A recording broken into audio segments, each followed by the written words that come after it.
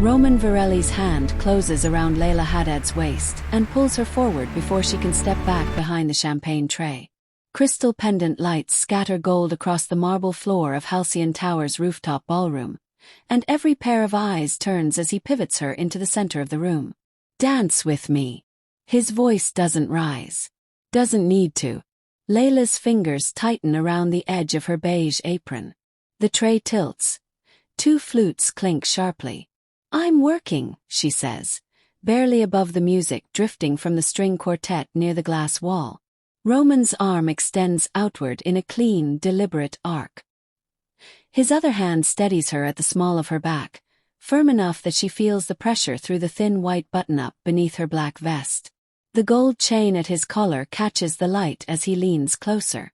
The skyline of Marseille glitters behind him, reflected in the glass like a second audience. He doesn't release her. Guests along the perimeter pause mid-conversation. A woman in emerald silk lowers her phone. A man in a tailored charcoal suit gives a small, approving nod. No one intervenes. The music continues. Layla's pulse thuds against her throat. She glances toward the service doors near the private bar where Kareem should be refilling ice buckets. The doors remain closed. The event coordinator avoids her eyes. Roman shifts his grip and dips her backward in one smooth motion. Her short brown hair brushes the marble. The room tilts. Chandeliers fracture into shards of light above her. His face stays calm, almost patient, as if waiting for her to understand the choreography already decided. Her hand presses against his shoulder to steady herself. The fabric of his navy jacket is warm from the crowd. Applause breaks out, light at first, then swelling as though this was planned entertainment. "I can't," she whispers, her voice swallowed by the ceiling. Roman brings her upright without effort. He does not smile. "You can." His thumb rests just above her waistline, not moving, not leaving. Layla swallows. She knows who he is. Everyone in Viewport knows who he is. The man who funded half the waterfront redevelopment. The man whose security team stands near the elevators pretending to study the view. The man who never waits. The quartet shifts into a slower melody. She feels the weight of the room settle on her shoulders. If she pulls away now, she does it in front of the donors, the city council members, the investors whose signatures determine which businesses survive another year. If she stays in his arms. Roman steps forward. She steps back. Her heel catches the edge of the marble inlay. His grip tightens to keep her from falling. For a split second, something flickers across his face before composure returns. Applause swells again. Layla's gaze drifts past him to the glass wall. Below, the harbor lights ripple across black water. Somewhere beneath that skyline, the small engineering firm that suspended her license last week sits dark. The courthouse hearing is in the morning. Her phone vibrates faintly in her apron pocket, a reminder she has not opened. Roman spins her, slow and controlled. The room blurs into streaks of gold and navy. She feels every eye tracking the movement of his hand at her waist. "You're trembling," he says quietly. She steadies her breathing. The tray is gone. Someone has taken it from her. Her hands are empty now. The music softens. He lowers his voice further. "You shouldn't be standing alone tonight." The words land heavier than the dip. Layla's jaw tightens. Alone is exactly what she has been since the investigation opened. Alone since the lease termination notice slid under her door. Alone since the board announced her suspension pending review. Roman's hand slides from her waist to her back, guiding her closer. "Let me help you." Camera flash cuts across the dance floor. She turns her head instinctively. 2 photographers stand near the bar, lenses lifted. Her stomach drops. Roman's expression does not change. He holds her in place, not rough, not gentle. The quartet's bow glides across strings in a long, aching note. If she pulls away now, the image freezes exactly like this. Her hand against his chest, his arm around her waist, the skyline behind them. If she doesn't, the image freezes anyway. Her phone vibrates again. Longer this time. Roman follows the movement of her apron pocket with his eyes. "You should answer that," he says, almost conversational. She doesn't. The photographers adjust their stance. One steps closer. Roman leans down, close enough that she can smell cologne and clean linen. "They've already chosen their headline," he murmurs. Her breath catches. He straightens, lifting her into another controlled turn. The crowd parts slightly to give them space, as if this is inevitable. Across the ballroom, the elevator doors open. Two men in dark suits step out and scan the room before fixing their attention on Roman. The music doesn't stop. Layla feels the floor steady beneath her feet as he brings her upright again. His hand remains at her back. The men by the elevator begin walking toward them. Her phone vibrates a third time. Roman's grip tightens just enough to keep her in place. "Dance," he says softly. The men are almost at the edge of the dance floor. When Roman shifts his stance without breaking rhythm, turning Layla so her back faces them and his body blocks their path. The quartet plays on, the notes stretching thin as glass, and Layla feels his hand firm at her spine, guiding, claiming, while the two men slow but do not stop, their polished shoes clicking against the marble of Halcyon Tower's rooftop ballroom. Roman does not look at them. He looks at her, and that choice tightens the air more than any raised voice could. Layla's phone vibrates again against her hip, insistent now, and the sound seems louder than the music, louder than the low murmur of Marseille's elite gathered beneath crystal lights. She knows who is calling before she checks, knows it will be Maître Delacroix or the clerk from Tribunal Judiciaire de Marseille reminding her that the morning hearing will not wait for anyone, and that appearing without counsel is the same as surrendering. Roman tilts his head slightly toward the approaching men, a silent instruction, and they stop just short of the dance floor's edge, hands clasped in front of them as if they are merely part of the decor. Layla sees the way other guests glance at them, then away, as though this choreography extends beyond her and Roman, beyond tonight. He draws her into another turn, slower this time, and she feels the fabric of his white shirt brush her knuckles. The gold chain at his collar glints when he leans close enough that his breath warms her ear. "They're here for me," he says softly, and the words settle between them like a weight placed on a table. Layla's steps falter for half a beat before she corrects them. For him, not for her, yet she is the one being held in the center of the room. A flash pops again from near the bar, and she catches a glimpse of her own reflection in the glass wall. White shirt, black vest, beige apron, Roman's dark suit framing her like a signature beneath a document. Her name will not appear in the headline, only the image. The music swells, then softens, and Roman's hand slides slightly higher along her back, guiding her closer so that from a distance they look inseparable. Her phone vibrates once more, longer, and she feels the thin line of panic travel up her spine as she imagines the clerk marking her absence, the suspension converting quietly into revocation. "Answer it," Roman murmurs again, but his grip does not loosen. Layla's fingers hover near her apron pocket and then fall away. If she reaches for the phone now, she breaks the illusion he is constructing, and illusions are the currency of rooms like this. The two men at the edge of the dance floor exchange a glance. One checks his watch, a small, deliberate movement that tells her there is a schedule unfolding around Roman that does not bend. The quartet's tempo shifts, and Roman uses the change to dip her once more, lower than before. Her hair nearly grazes the marble, and she sees the chandelier lights fracture above her into 1,000 cold stars. Applause erupts again, louder, more confident, and she understands that to everyone watching, this is spectacle, romance, power on display. Roman lifts her upright, his jaw set now, and for a brief second his composure thins. He looks past her shoulder toward the men, then back to her, and something unspoken passes through his eyes. Urgency, perhaps, or calculation recalibrating. "Come with me after this," he says, not a request. The sentence lands harder than the dip. Layla feels the walls of the ballroom closing in, not physically but in the way choices narrow without announcing themselves. If she leaves with him tonight, the photographers capture more than a dance, and tomorrow's hearing unfolds under a different shadow, one that suggests backing, alignment, protection. If she refuses in front of these witnesses, She stands alone before the tribunal with nothing but a suspended license and a reputation already being rewritten. Her phone goes silent. The absence of vibration feels worse than the sound.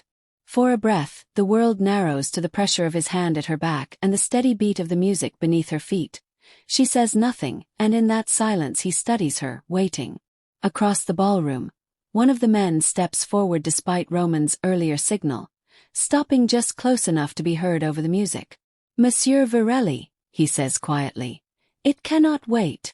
Roman's fingers tighten almost imperceptibly. The quartet falters for a fraction of a second before recovering. Layla looks from the man to Roman and understands that whatever cannot wait for him may swallow the protection he is offering her. Roman does not release her. 5 minutes, he replies without turning. The man hesitates, then nods once and retreats half a step. 5 minutes. Layla feels the number settle into her chest like a countdown beginning to tick. 5 minutes before Roman is pulled away. 5 minutes before the photographers disperse. 5 minutes before she must decide whether to walk toward the elevators at his side or remain on the marble floor of Halcyon Tower alone with the skyline and the consequences. Roman's gaze fixes on her again. "Dance," he repeats, softer now, but with an edge that leaves no room for misunderstanding. 5 minutes, Roman repeats, and this time the words feel less like reassurance and more like a limit being set in stone. His palm remains firm against Layla Haddad's back as the quartet drags the melody into something slower, heavier, and the two men near the dance floor edge do not retreat any further, their presence pressing against the polished air of Halcyon Tower like a second rhythm beneath the music. Roman guides her into another measured turn, but his gaze flicks past her shoulder toward the elevators now, calculating distances, exits, timing. Layla feels the shift immediately, the subtle change in his grip, less performance, more containment. The photographers have stopped pretending to capture candid elegance. They are aiming directly, lenses tracking every inch of Roman Varelli's hand at her waist, the gold chain at his throat, her apron folded against his dark suit as though it belongs there. Layla's throat tightens as she realizes the frame is being built in real time. If she steps away, the image fractures. If she stays, it hardens into proof. Roman lowers his voice again, barely audible over the strings. They're moving faster than expected. He does not say who, and he does not look worried. He looks focused. The men at the edge of the floor exchange another look, and one reaches discreetly toward his earpiece. The harbor lights outside the glass walls shimmer against the black Mediterranean, and Layla feels suddenly exposed beneath them, as if the entire viewport can see her suspended in this choreography. Her phone remains silent now. That silence feels deliberate. Roman pivots, drawing her closer so their steps become tighter, more intimate, almost private despite the audience. "If you walk out of here alone," he says quietly, "you will not walk into that courtroom alone." The sentence lands wrong, heavy with implication rather than comfort. Layla's fingers curl against his shoulder. She studies his face. Slicked back hair, steady jaw, the faint crease near his temple that deepens when he calculates risk. And she understands that whatever waits near those elevators has nothing to do with romance. The quartet falters again, a string slightly sharp before correcting, and the sound slices through the ballroom's golden warmth. One of the men steps forward once more, closer than before. His posture no longer decorative. "It is confirmed," he says, low but urgent. Roman's hand tightens reflexively at Layla's back. Confirmed. The word hums between them like a wire pulled taut. Layla sees the smallest shift in Roman's expression. Anger, contained but real. And then it disappears beneath composure. He keeps dancing. The applause has faded. Now there is only watching. A few guests drift subtly toward the bar, distancing themselves without appearing to retreat. Roman spins her once more, faster this time, and the room blurs into gold and shadow. When she steadies, she finds herself closer to the elevators than before, though she does not remember crossing the distance. The 5 minutes have shortened without anyone announcing it. "Come with me," Roman says, and this time the command is stripped of softness. Layla feels the marble beneath her heels, solid, unmoving. She glances toward the service corridor where Karim still has not appeared, toward the glass wall where Marseille's skyline refuses to react, toward the photographers who lower their cameras slightly as if waiting for the real moment. The man nearest Roman leans in, voice tight. The warrant is signed.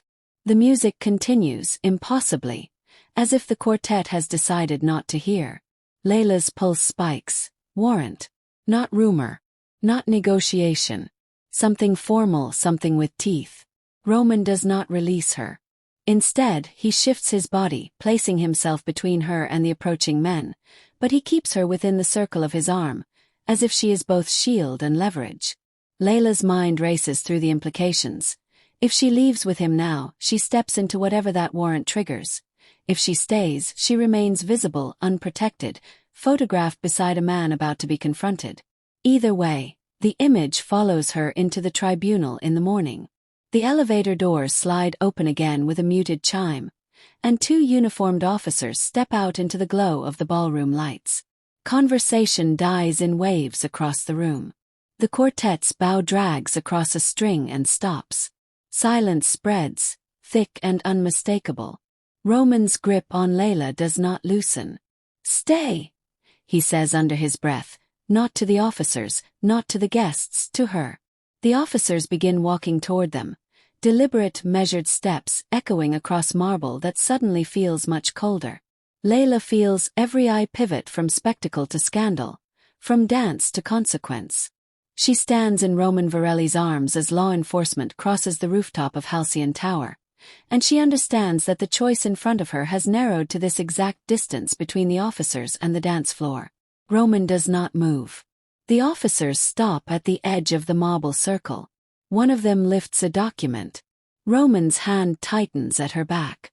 The officer holds the document steady, the paper catching the chandelier light as Roman Varelli's hand tightens at Layla Haddad's back. The marble beneath her heels feels suddenly thinner, as if the rooftop of Halcyon Tower has narrowed to the circle of polished stone beneath their feet. "Monsieur Varelli," the officer says, voice measured, "you are required to accompany us." The words ripple outward through the ballroom, and conversations collapse into a hush that feels heavier than applause ever did. Roman does not look at the paper. He looks at Layla. His thumb presses once against her spine, not comforting, not cruel, anchoring. The second officer steps to the side, positioning himself just close enough to block a direct path to the elevators. The two men who had been waiting near the dance floor shift subtly, hands lowering from clasped positions to something more alert. The skyline beyond the glass walls remains indifferent. Harbor lights steady over the Mediterranean.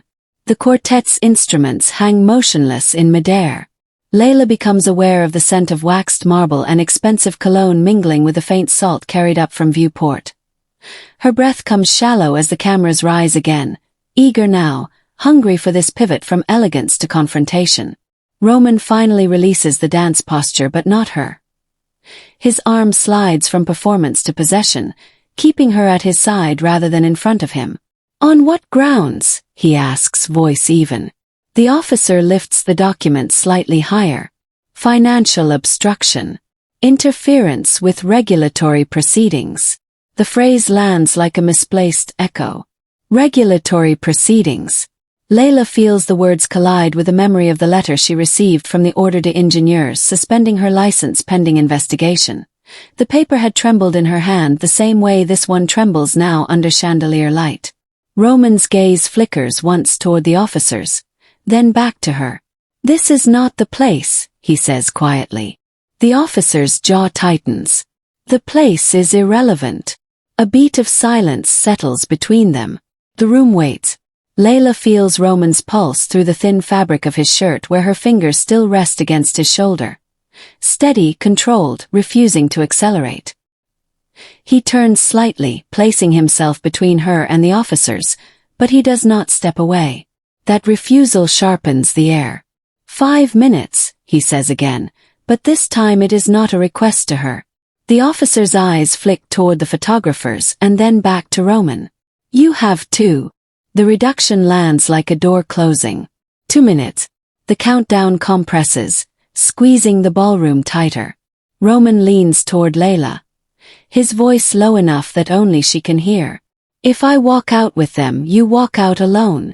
The statement carries no softness. He does not promise protection now. He names absence. Layla's stomach knots. Alone means stepping into Tribunal Judiciaire de Marseille in the morning with her name already linked to his in every image captured tonight. Alone means the board reviewing her suspension with fresh headlines in hand. Roman's hand shifts from her back to her wrist, not gripping but claiming contact. Or, he continues, eyes steady. You come. The officers remain motionless, but the document in the first officer's hand tilts slightly, impatience showing through discipline. Layla's mind flashes, unbidden, to the day she stood inside a half-finished municipal water facility in La Joliette, boots echoing against concrete, holding a tablet filled with irregular payment trails. She had not looked away then. She had pressed send. The memory flickers and fades beneath chandelier light. Roman's grip tightens just enough to pull her half a step toward the elevators.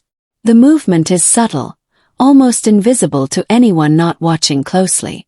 The photographers step sideways to maintain their angle. The crowd parts instinctively, creating a corridor that did not exist seconds ago. Layla feels the corridor open like a choice carved into marble. If she steps forward with him, she becomes part of whatever obstruction the document names. If she stays planted, she becomes the woman left standing in the center of Halcyon Tower as Roman Varelli is escorted away. The officers wait. The second hand on the large wall clock near the bar ticks audibly now that the music has stopped. Roman's eyes hold hers, unwavering. 2 minutes, the officer repeats. Roman does not release her wrist. Roman's fingers remain locked around Layla Haddad's wrist as the officer's voice settles into the marble and the word 2 still hangs in the air. The corridor through Halcyon Tower does not close, it waits, and every guest lining it pretends not to stare while staring at nothing else. Layla feels the blood pulse beneath Roman's thumb. 2 minutes is not time. It is pressure shaped like time. The document in the officer's hand rustles faintly in the conditioned air. Financial obstruction. Interference with regulatory proceedings.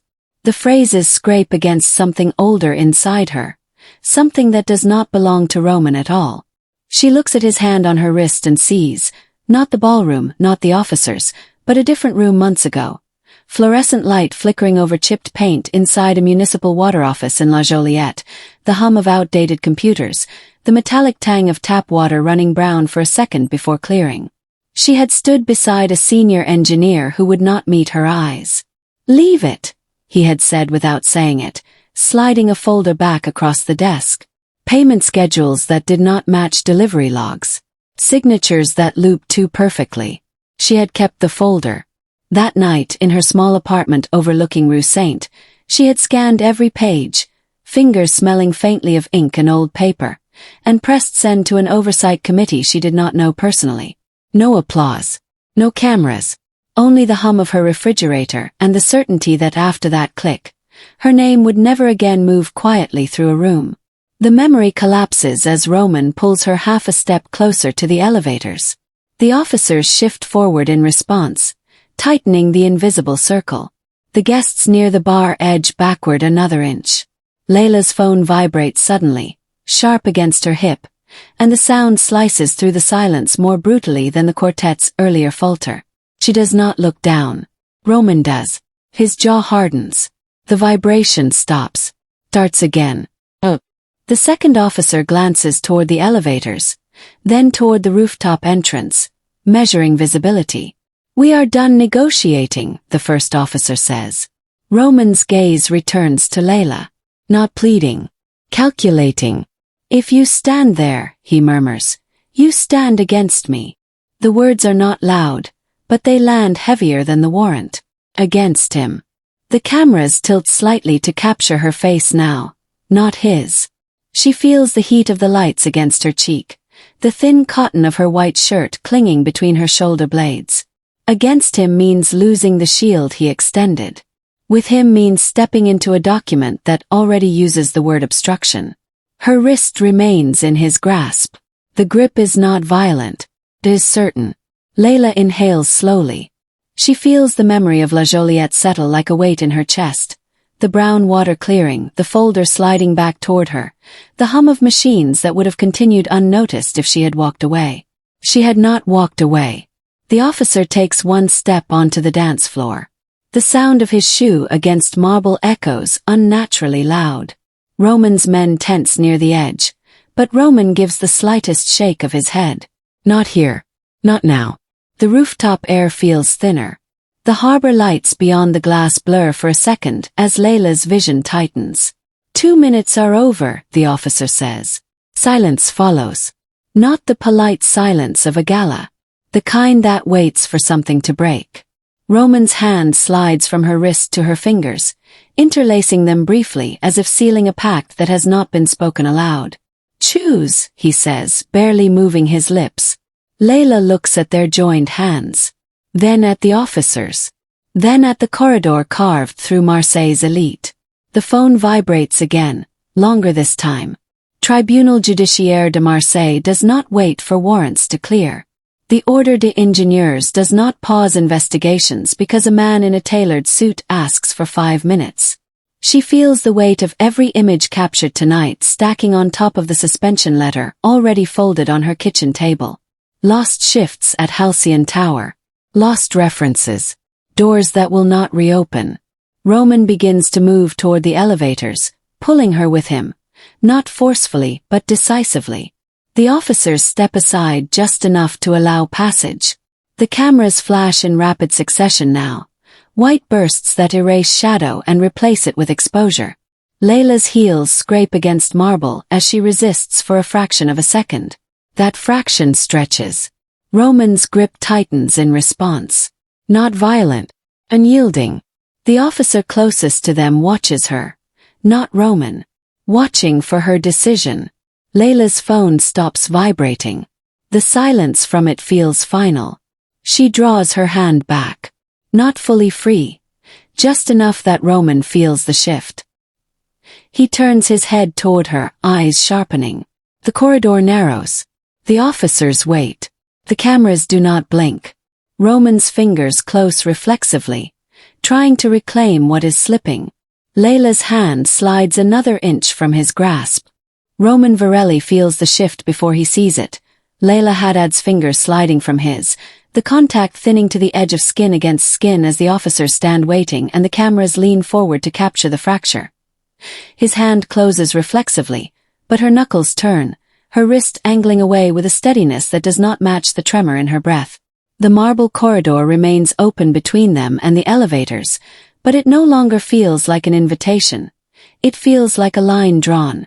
Roman's jaw tightens, the gold chain at his throat catching light as he studies her face for hesitation, for doubt, for anything that might pull her back into alignment with him. She does not look at the officers. She looks at their hands, almost joined, almost separate, and then she pulls another inch free. The officer closest to them shifts his weight forward. Documents still raised, and the faint rustle of paper sounds louder than the harbor wind beyond the glass walls. Monsieur Varelli, he says, not impatient now, simply final. Roman does not answer immediately. His gaze remains fixed on Layla, searching for the leverage that has always worked in rooms like this. Around them, Marseille's elite pretend to check their watches, to sip from abandoned glasses, but no one moves toward the dance floor. No one steps between Roman and the law. The quartet members lower their bows completely, instruments resting against their shoulders in suspended silence. Layla inhales, shoulders squaring beneath the white cotton of her shirt, and for a moment there is nothing but the sound of her breath and the distant hum of viewport traffic rising from below. She withdraws her hand fully. The loss of contact is small, almost invisible to anyone not watching closely, yet Roman's posture alters instantly, the space between them cooling. The cameras flash again, capturing the separation rather than the embrace. Roman turns toward the officers at last. "We will not do this here," he says evenly. The officer meets his gaze. "You are already doing it here." Roman's men near the edge of the dance floor tense again, one stepping forward before stopping at a slight motion of Roman's fingers. Control, even now. Layla stands one pace behind him, no longer held, no longer shielded, but not retreating either. The officer lowers the document slightly and gestures toward the elevators. The corridor remains open, But now it is framed by uniformed authority rather than deference. Roman glances back at Layla once more. There is a question in his eyes, unspoken but sharp. Will you walk beside me or will you stand and watch? She does not step forward. She does not step back. She remains where she is, centered on the marble that only moments ago held a dance. The silence stretches. A waiter near the bar sets down a tray too quickly. Glass rattles against glass and the sound cracks through the stillness. Roman exhales once through his nose and adjusts the cuff of his navy jacket, restoring composure as if preparing for a negotiation rather than an escort. Very well, he says, and turns toward the elevators. The officers flank him, not touching yet, but close enough that the message is unmistakable. As he moves, the photographers pivot to follow, stepping backward to maintain their angle. Layla feels the heat of their lenses brush across her face before sliding away to track him. For a second, the room's focus leaves her entirely. That absence feels like exposure of a different kind. Roman reaches the threshold of the dance floor and pauses. He turns his head slightly, just enough that his voice carries back to her without addressing the crowd.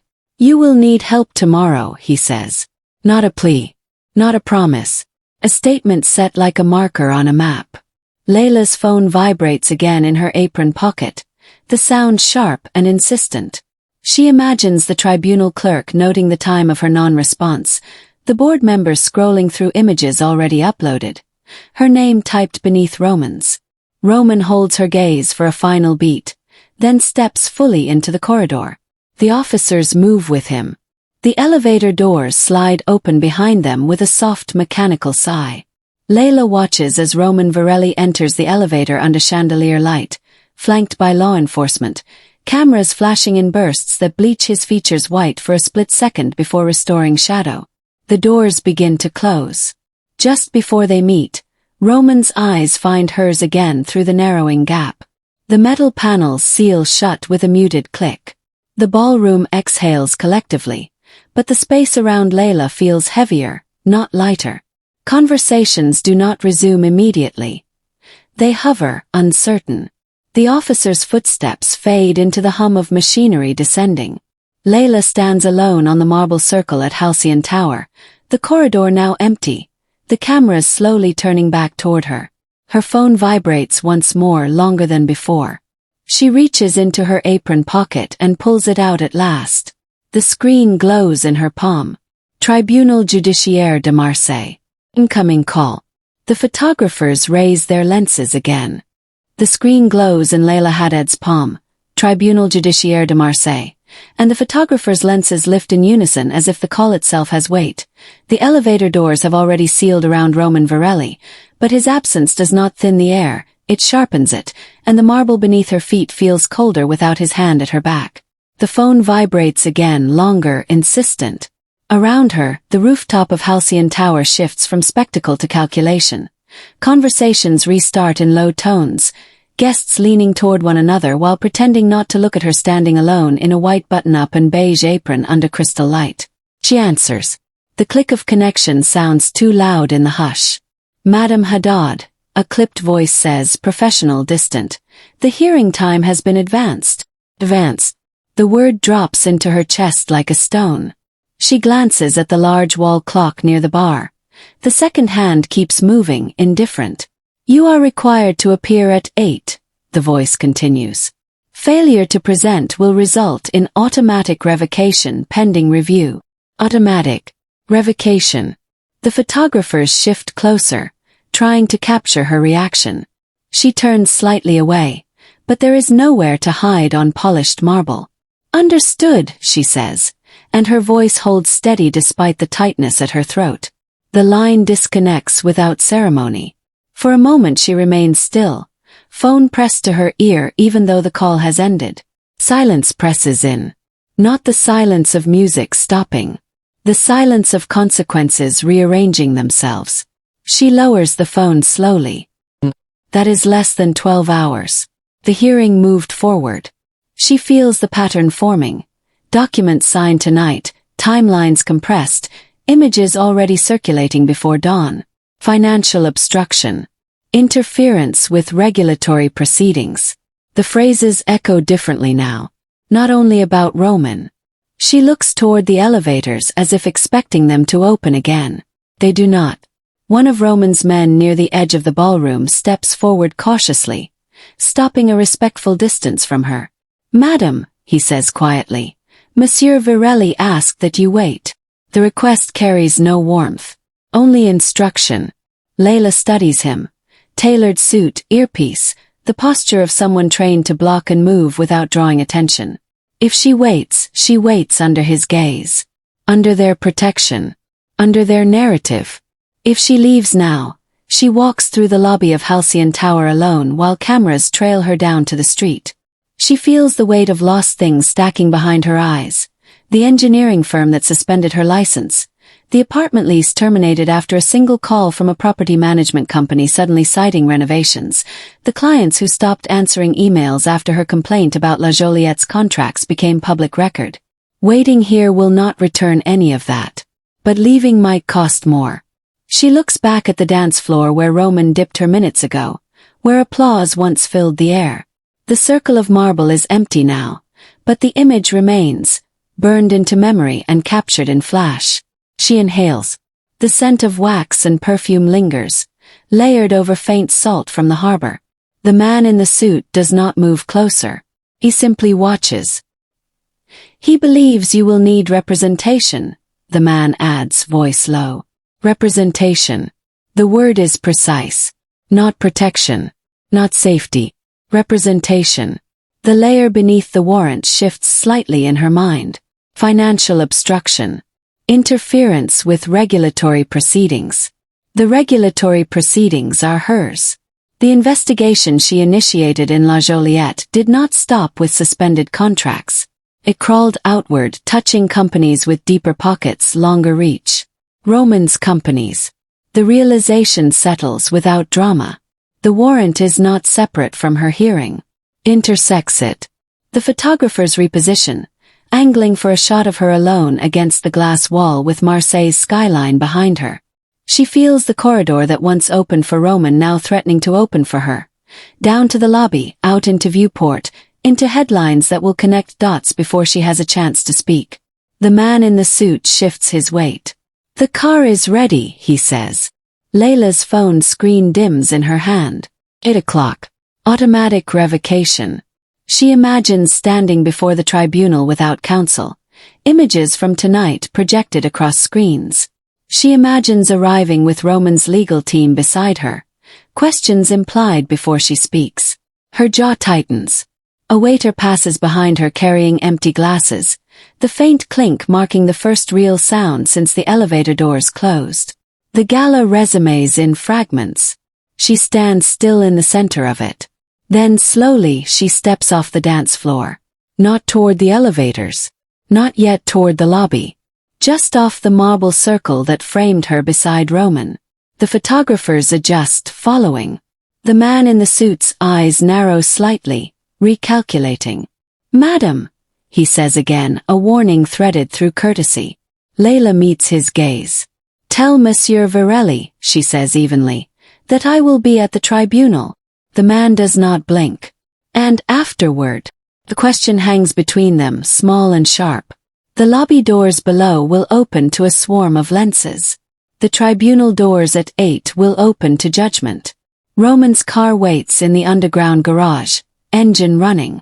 Layla looks once more toward the elevators, then toward the staircase leading down to the lobby level. Her phone vibrates again. Unknown number this time. The man in the suit's gaze drops briefly to the screen, then back to her. The choice tightens. She answers. "Madam Haddad." The unknown voice is calm, almost courteous, threaded with a faint echo of a large room. "If you enter the Tribunal Judiciaire de Marseille at 8 without retained counsel, the panel will interpret that as non-compliance." The words are measured, precise. Not a threat. Calculation.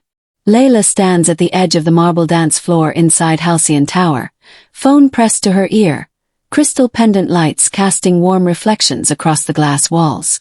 Behind her, Marseille's skyline glitters beyond the rooftop ballroom.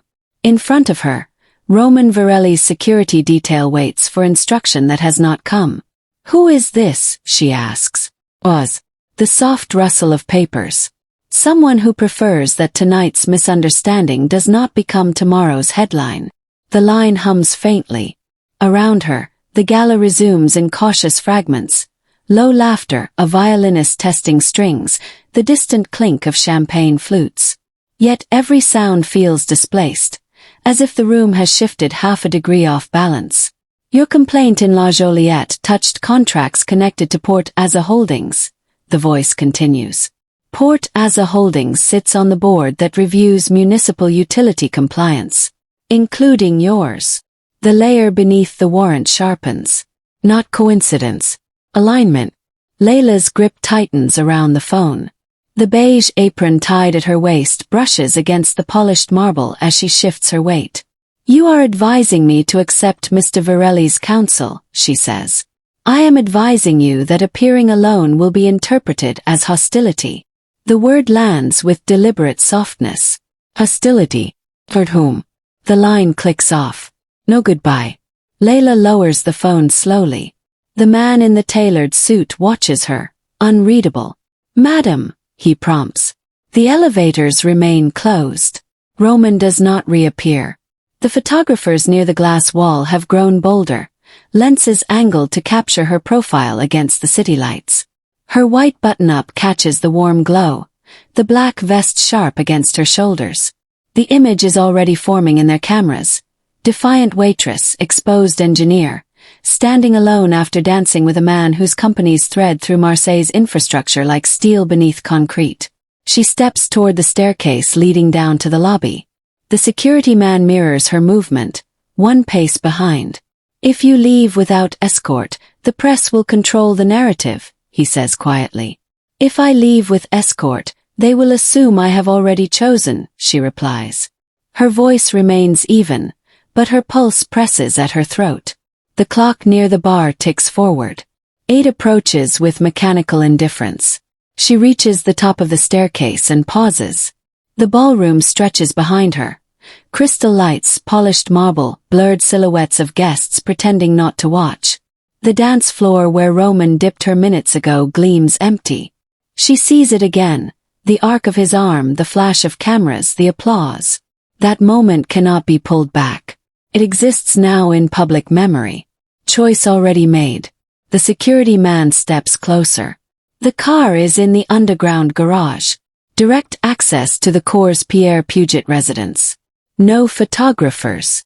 He lets the offer settle. Filter. Strategy. Alignment. Layla inhales. The scent of polished wood and expensive perfume lingers in the air. She imagines the tribunal's stone facade at dawn, cameras lining the steps, her name already linked to Roman's in headlines drafted overnight. She imagines walking in beside his legal team, his name shielding hers, his reach stabilizing her license, his board connections softening the panel's tone. The cost does not announce itself loudly. It hums beneath the surface. Influence does not arrive without expectation. The staircase descends into shadow. She remains still at the top. Silence stretches. Not awkward. Heavy. The security man waits without pressing. A waiter passes behind them carrying a tray of empty glasses. The faint clatter breaks and fades. Layla unties the knot of her apron. The fabric slips from her waist into her hands. She folds it once, deliberately, and sets it on the marble railing. The act is small. Final. She looks toward the elevators again. They remain closed. Roman does not come back. The decision space narrows to a single corridor. "Take me to the garage," she says. The security man inclines his head once and moves to guide her. As they descend the staircase, her phone vibrates again. Message this time. She glances down. A photo loads slowly on the screen. Her mid-dip in Roman's arms, his hand firm at her waist, her face tilted toward him under golden light. Caption already drafted beneath it. She stops on the landing. The security man turns, questioning. She reads the final line of the message. Board review scheduled for 7:30. 30 minutes before the hearing. Her name highlighted. Her complaint referenced Roman's companies listed as interested parties. The garage door below hums as it begins to open. She looks from the glowing screen to the dark ramp leading underground. The car engine waits, steady and patient. She steps forward. The garage door finishes its slow rise and the black sedan idles beneath Halcyon Tower, exhaust curling in the dim light as Layla Haddad steps down the ramp, phone still glowing in her hand with a photo of Roman Varelli's arm locked around her waist. The security man opens the rear door without speaking. The engine hum is steady, patient, as if the night itself has already decided for her. She hesitates only a fraction of a second before lowering herself into the leather seat. The door closes with a sealed thud. Marseille disappears behind tinted glass. The car moves. Concrete pillars slide past in rhythmic intervals. Above them, the ballroom continues without her. She watches the image on her screen once more before locking it. Her reflection replaces it. White button-up collar slightly askew, hair loosened from the spin, gold light still clinging faintly to her skin. The vehicle ascends from underground shadow and merges onto the boulevard. Streetlights streak across the window in measured pulses. No music inside. Only the engine and the faint crackle of a police scanner from the front seat. Cours Pierre Puget. The driver confirms quietly. Not. Her phone vibrates again. Not a call. An alert from a financial news outlet. The headline is already live. A still frame from the rooftop. Her body dipped in Roman's hold, cropped tightly. The caption links her regulatory complaint in La Joliette to his infrastructure holdings. Words like collusion and strategic alliance flicker beneath her image. The narrative has begun without her voice. She lowers the phone to her lap. Outside, viewport glints in the distance. Dark water reflecting scattered lights. The car turns toward the incline leading to Roman's private residence, a restored stone building overlooking the harbor. Security gates part before them. No cameras here. The sedan glides into a courtyard washed in muted lantern light. The driver steps out first, scanning. The security man opens her door. The air smells faintly of salt and old stone. She steps onto the gravel, heels crunching softly. The building looms ahead. Arched windows, iron balconies, history embedded in limestone. This is not Halcyon Tower's spectacle. This is permanence. Inside the foyer is quiet. Marble floors, high ceilings, a single chandelier casting restrained light. Roman stands near the base of the staircase, jacket removed, sleeves rolled, phone pressed to his ear. He ends the call as she enters. For a moment neither moves. The distance between them is measured and deliberate. The board moved the review to 7:30, she says. Her voice does not waver. Roman nods once. I know. He studies her as if assessing structural integrity rather than expression. You are already positioned as aligned with me, he continues. Walking into the tribunal alone will not read as independence. It will read as defiance. The word echoes the anonymous voice from the ballroom. Defiance. Layla steps further into the foyer, her shoes clicking against marble. And walking in with you? She asks. Roman does not answer immediately. The silence stretches, dense but not fragile. A clock somewhere deeper in the house ticks once, then again. Walking in with me, he says at last, changes who you are in their eyes. The admission lands without decoration. She feels the accumulation of lost things pressing inward. Her suspended license, the apartment keys returned in a padded envelope, colleagues who now avert their gaze in public. Each choice narrows the corridor ahead. Roman gestures toward a long table where documents lie arranged with careful precision.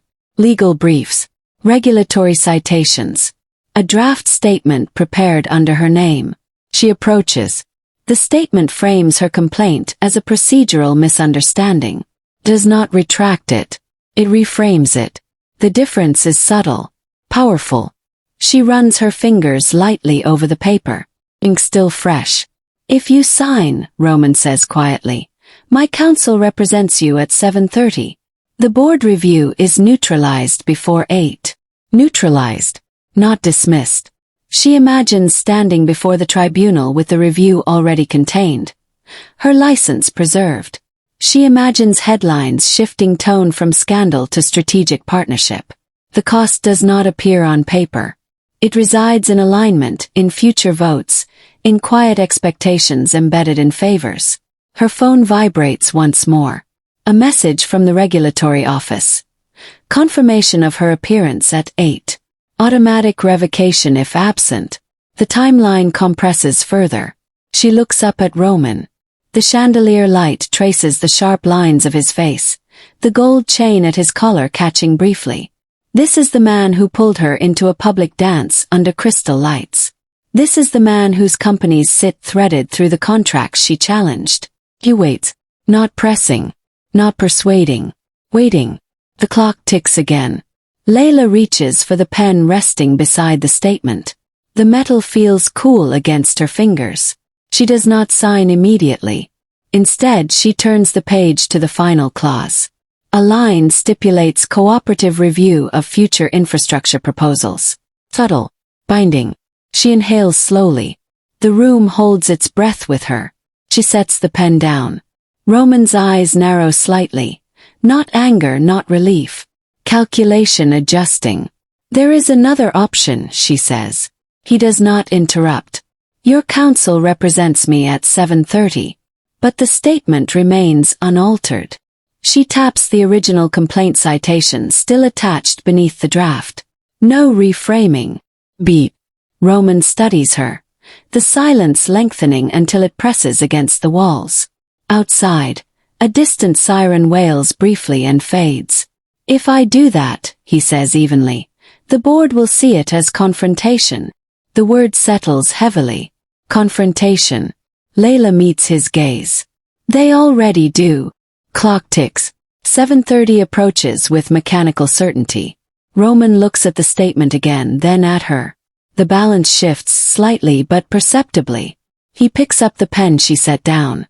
The scratch of ink against paper is quiet but final as he strikes through the reframed paragraph. The air in the foyer alters, as if something structural has been removed. He slides the document back toward her. You understand what this invites, he says. She does. The cost will not vanish. It will escalate. She takes the pen once more.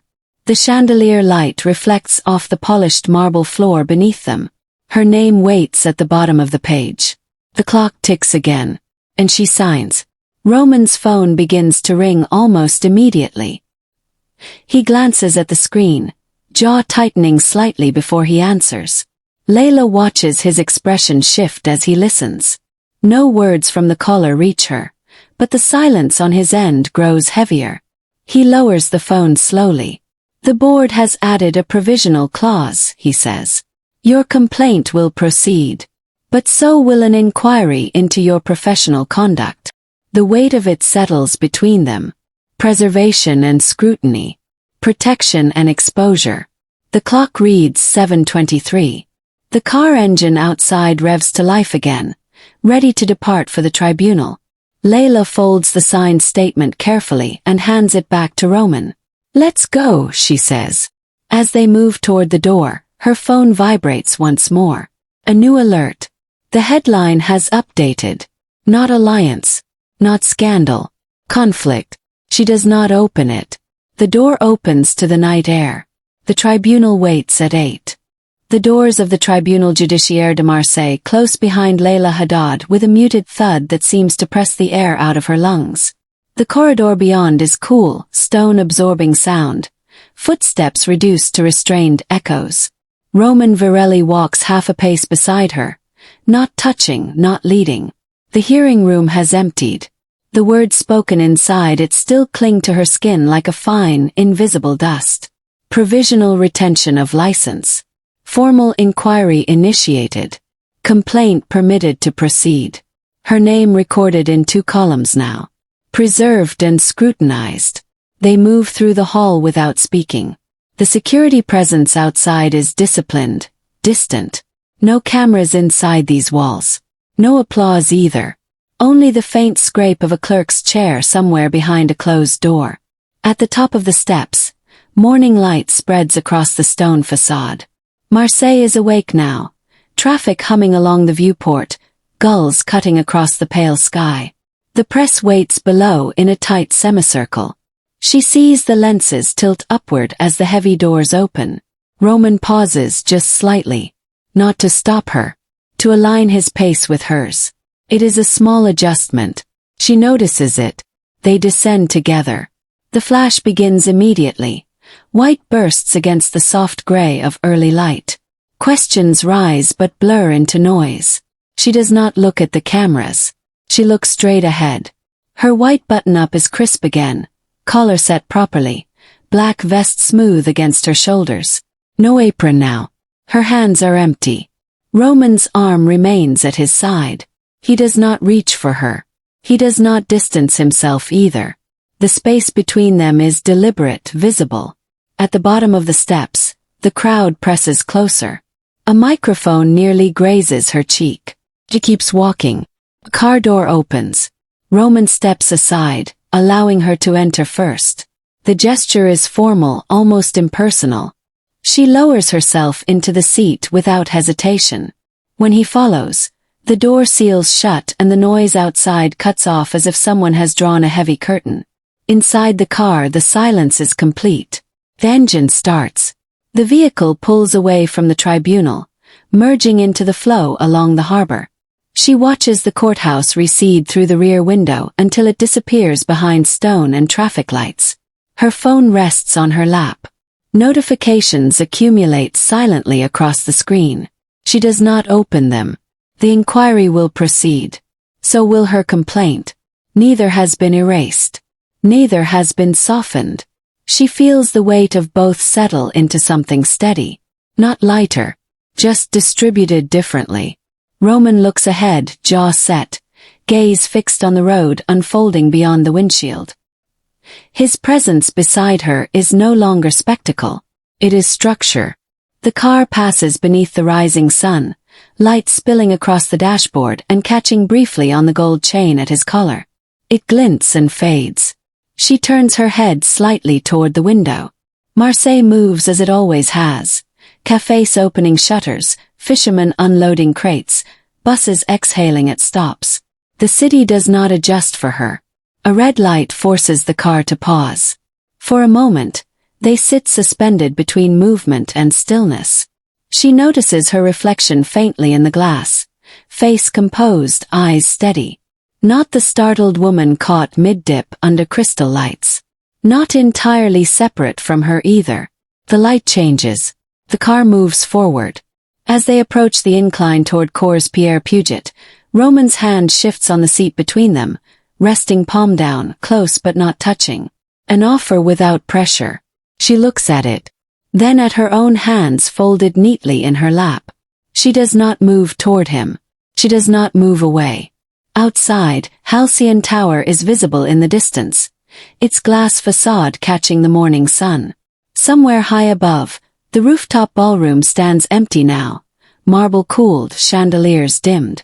The dance floor where he once held her exists only in memory, and in images circulating beyond her control. The car turns into the courtyard. Gravel crunches softly beneath the tires. The engine cuts. For a breath, neither of them opens the door. The quiet inside the vehicle is thick but not fragile. Roman looks at her then, waiting for nothing specific. Not instruction. Not gratitude. She reaches for the handle. Steps out. The air smells faintly of salt again. She pauses beside the car and lifts her face toward the harbor.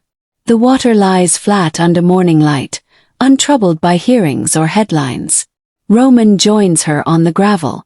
He does not stand in front of her this time. He stands beside her. Equal height. Equal distance from the edge of the courtyard. She feels the inquiry settling into her future like scaffolding, visible, rigid, unavoidable. She feels her complaint still standing intact. Neither victory nor defeat claims the space. Only continuation. The courtyard is quiet. A gull cries once overhead and drifts out of sight. Layla smooths the front of her shirt. Small, practical gesture. Then she steps forward toward the arched entrance of the residence without waiting to see if Roman follows. He does. The heavy wooden door swings inward, and the light from outside narrows to a thin line before disappearing into stone and shadow.